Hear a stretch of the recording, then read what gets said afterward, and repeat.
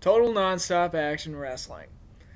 So let me get this straight. Your two big angles, your two big storylines are rehashing the Four Horsemen. I'm sorry, it's not the Four Horsemen, it's Fortune, as Ric Flair would say. It's Fortune, even though we use the same hand signal. It's Fortune, and I'm a wrestling god. Wrestling god. God damn it, you can't... What language does Ric Flair speak? It's whatever it is, it sounds like something out of the Star Wars universe, but, yeah, okay, so that's one of your big ideas. You're going to rehash the Four Horsemen.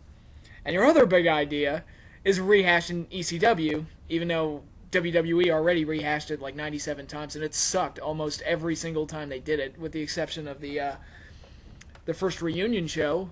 They never really recaptured ECW in any way that was respectable. So why the hell are you trying to do it? In fact, hell, for those of us who, been watching TNA for a long time, they did an ECW stable back in like '03. And didn't you all like burn the ECW title in '06, saying that company was dead and it was time to move on and do something new, which I totally agree with. ECW was cool, the NWO was cool, DX was cool, Four Horsemen was cool back in the '80s. But these concepts get old, and these players in these concepts, they get old too. And they aren't as good as they used to be. Anytime you rehash something, it's never as good as it once was. And I know Cornette talked about the 7-year cycle, and how, every 7 years or so, ideas and storylines can be reused and redone. But that doesn't really apply here, because the 7-year cycle implies that there was a long period of time where this angle was not being used, which is not true. I mean, ECW, we saw that, like '06, WWE brought that back. So it hasn't been that long. It's not like audiences were starved for it. And B, the idea of rehashing storylines via the 7-year cycle is to use new players and new circumstances to not make it seem like it's a rehash.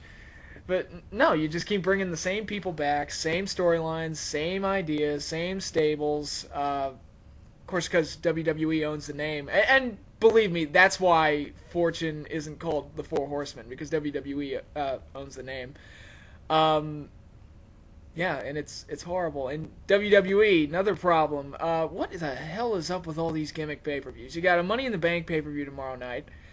And to me, and TNA started it with Lockdown back in '05, and I hated it then. And I still hate the idea of an all-cage pay-per-view. I hate, the All Hell in a Cell pay-per-view. I hate the Submission pay-per-view. I hate TLC. I hate, whatever. I just hate the idea of selling a pay-per-view solely on a gimmick. To me, that's kind of like selling a movie based on 3D. That was part of my problem with Avatar. Is, yeah, the pictures are pretty and the 3D looks great, but when you get right down to it, it's just a bad remake of children's movies like Fern Gully and Pocahontas that I hated back when I was a kid.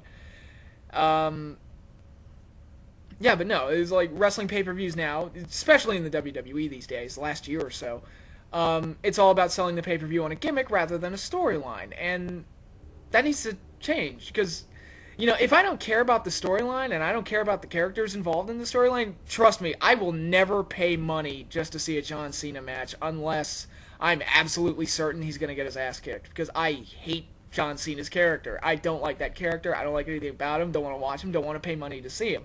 If I buy a pay-per-view that John Cena was on, it'll be because of another match. It won't be to see him. I use him as a piss break, quite honestly.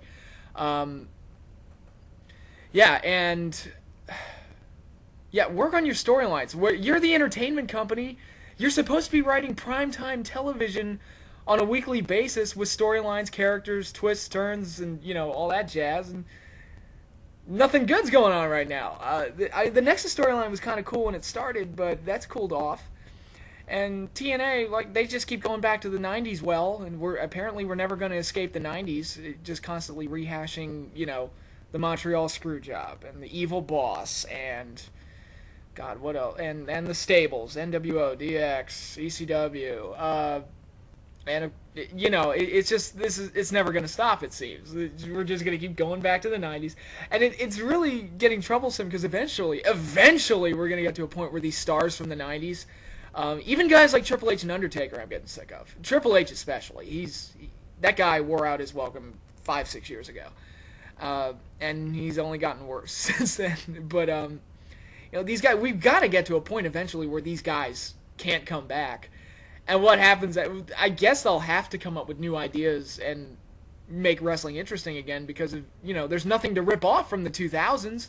Because there were no cool ideas in the 2000s. Nothing. We never really got a resurgence of new ideas, new concepts, or anything like that. So, yeah, again, gimmick pay-per-views, to me, and I'll throw Hard Justice into this too, because they're going to be selling it on the ECW gimmick. It's selling a pay-per-view on a gimmick rather than a story, and that's problematic. I will never go see a movie just to see it in 3D. I will go to a movie because I'm intrigued by the concept, the story. I went to go see Toy Story 3 not because it was in 3D. I didn't even see it in 3D. I just like those characters. I grew up with those characters. I like Woody and Buzz. I care what happens to them. I don't care what happens to what the hell were those aliens named? The Na'vi? I don't care. And seeing it in 3D is not going to make the movie better for me.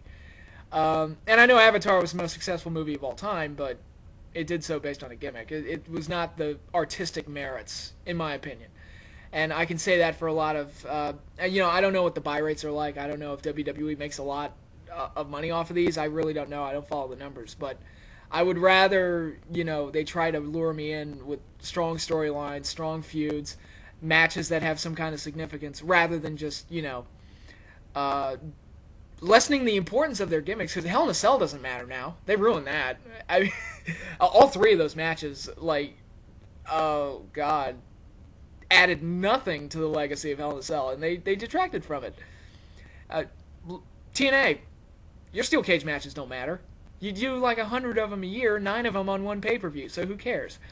And that's something that needs to be fixed. Make me care. If you make me care about the characters and the storylines and the feuds and all that stuff, chances are I'm going to be willing to pay money. But that's not going on right now, so I'm not going to pay to see your pay-per-views. I will not be watching Money in the Bank. I probably will not order Hard Justice or any other upcoming pay-per-view for the foreseeable future unless there's a major change. I don't see that change coming anytime soon, so I guess I'll have no choice but to just keep on bitching. So that's my vid. Hope you liked it.